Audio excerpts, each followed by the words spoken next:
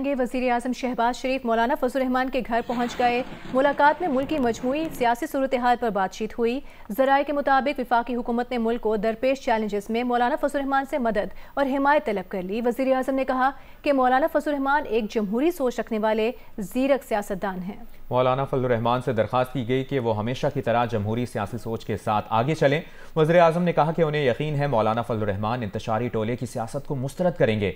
मौलाना फजल रहमान से मुलाकात में शहबाज शरीफ के हमरा नायब वज़ीर आज़म इसहाक डार, वज़ीर दाखिला मोहसिन नकवी और वज़ीर इत्तलाआत अता तार भी मौजूद थे। मौलाना फजल रहमान से मिलने उनके घर पर चंद दिन पहले सदर आसिफ अली जरदारी भी आए थे। ज़राए के मुताबिक मुलाकातों का मकसद मौलाना फजल रहमान की नाराज़गी दूर करना और उन्हें मनाना है। सदर और वज़ीर आज़म ने यकीन दिलाया है कि मौलाना फजल रहमान के तहफ़्फ़ुज़ात दूर किए जाएंगे। आपको बताएंगे मेयर कराची मुर्तज़ा वहाब ने आज बल्दिया टाउन, हब रिवर रोड और दीगर मुहलिका इलाकों का दौरा किया है। बयान में कहा कि कराची में मुसलसल बारिशों के बाद इन इलाकों में सूरत हाल बेहतर है। हब रिवर रोड पर ट्रैफिक चल रही है, किसी परेशानी का सामना नहीं। ये भी कहा कि बारिशों के दौरान KMC का अमला तमाम बल्दियाती नुमाइंदे फ़ाल हैं। मनफी प्रोपेगेंडा करने वालों के हाथ कुछ नहीं आ रहा, काम करने पर यकीन रखते हैं। कराची में बारिशों से तारीखी इमारत नापा को नुकसान पहुंचा है। इंतजामिया के मुताबिक नापा की इमारत की छत का टुकड़ा गिर गया और दीगर हिस्सों में दरारें भी पड़ गई हैं। मुख्तलिफ हिस्सों से पानी का रासाव हो रहा है। नापा चेयरमैन जावेद इकबाल ने हुकूमत सिंध से फौरी मुरम्मत की दरख्वास्त की है। कराची के साहिल पर तेज हवाओं के साथ हल्की फुल्की फुहार जारी है। CBU से हमें अपडेट कर रहे हैं नुमाइंदा जियो न्यूज़ सुलेमान सादत खान।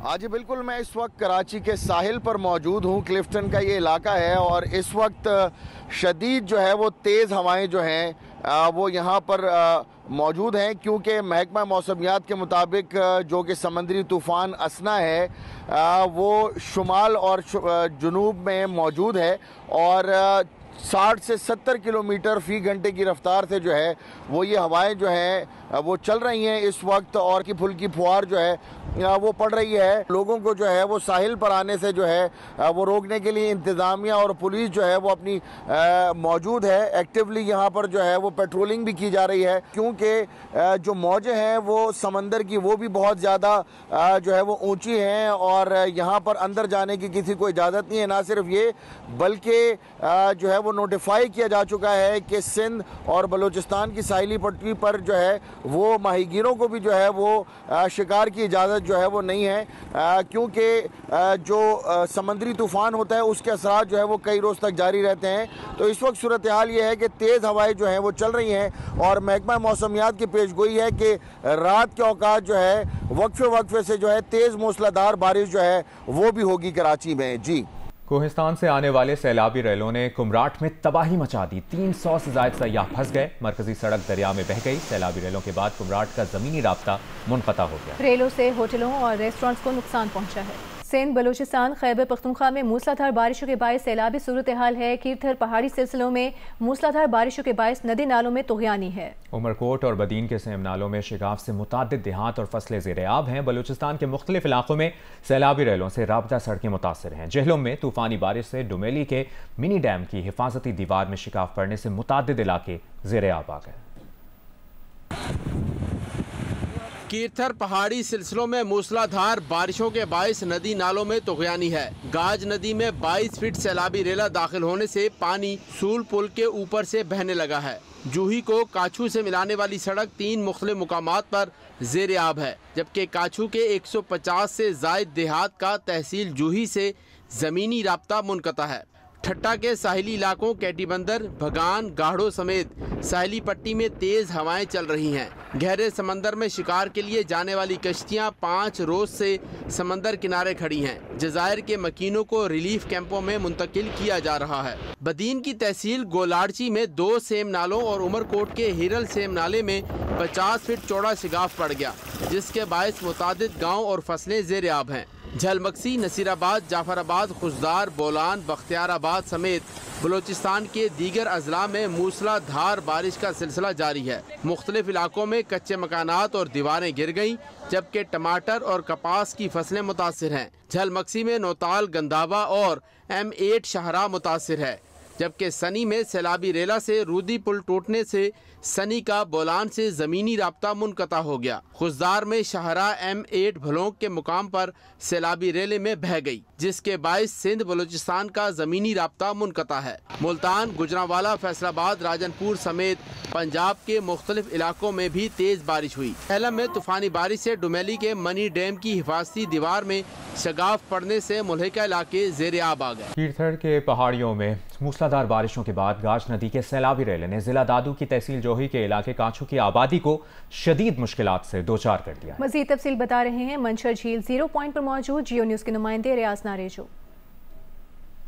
जी बिल्कुल, मैं अभी मंशर झील 0 पॉइंट के मकाम पे मौजूद हूँ। आज भी रात भर से जो मूसलाधार बारिश का सिलसिला जारी रहा। सबसे ज़्यादा जो पानी की सतह थी वो गाज नदी में 22 फुट रिकॉर्ड की गई है। इरिगेशन हकाम के मुताबिक जो गाज नदी का पानी है आने वाले 36 घंटों में मंशर झील में दाखिल होगा। ये पानी दरिया सिंध में दाखिल किया जा रहा है ताकि मंशर झील में पानी की सतह खतरनाक हद तक बुलंद न हो। तहसील जोही के इलाके काचू की तो यहाँ पे भी 6 यूनियन काउंसिलों के तकरीबन 150 देहात हैं, उनका ज़मीनी राब्ता मुनक़ता हो चुका है। बल्कि जो सोल पुल है वहाँ पे पानी ओवरटॉप होकर बह रहा है और मजबूरी तौर पर इन 150 देहात का ज़मीनी राब्ता तहसील हेडक्वार्टर जोही से और बांसलाबाद शहर से मुनक़ता है। बाल मता उड़ गया, बच्चे अड़े रोड पे बैठे। अच्छा, मदद का नहीं की लोग अपनी मदद आपके तहत कल मकानी करके पहुँच चुके हैं और उनका मुतालबा है कि इन इलाकों में अब फौरी तौर पर रेस्क्यू सर्विस शुरू की जाए। के तीरा वैली में खारिजियों की मौजूदगी की इत्तला पर इंटेलिजेंस बेस्ड ऑपरेशन किया गया।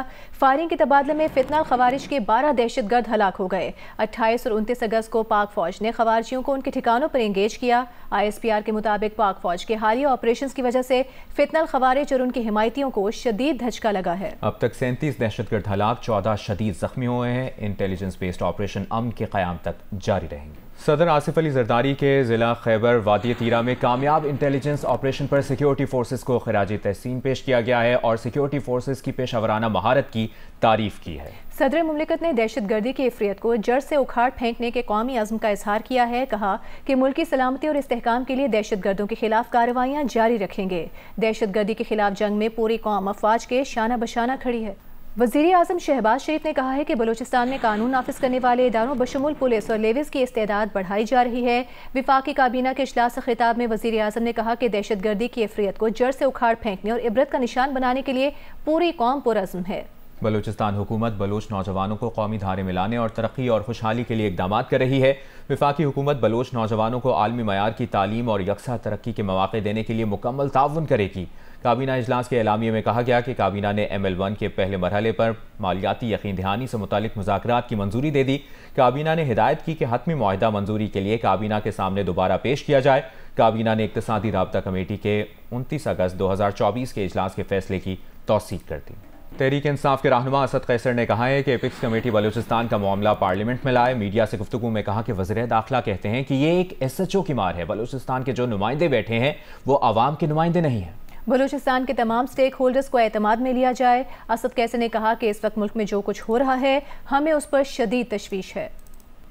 तहरीक इंसाफ के रहनुमा शेर अफजल मरवत ने कहा है कि बानी PTI से 22 अगस्त का जलसा मौखर कराने की दरख्वास्त करने वालों को अगर लगता है कि उन्हें इस नेकी का सिला मिलेगा तो ये उनका ख्याल गलत है। जियो न्यूज़ के प्रोग्राम आज शाहजेब खानजादा के साथ में गुफ्तगू करते हुए कहा कि 22 अगस्त को जलसा मनसूख होने पर कारकुन नाराज हैं, गालियां दे रहे हैं। जलसे को मनसूख करने का भारी नुकसान हुआ। 8 सितंबर को होने वाले जलसे की कोशिश हम 23 मार्च से कर रहे हैं, लेकिन जलसा नहीं होने दिया जा रहा।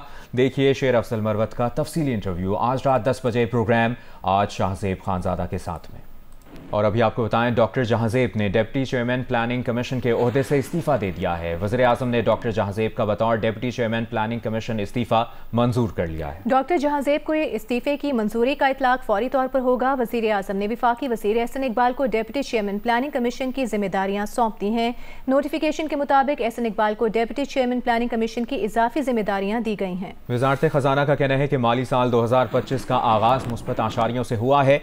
आपको बताएं, FBR टैक्स वसूलियाँ मुकर्ररा हदफ से जायद रहीं। ज़रई कर्ज़ों के इजरा में 24.8% इजाफा हुआ, जबकि करंट अकाउंट खसारा 78% कमी से सिर्फ $20 करोड़ रहा।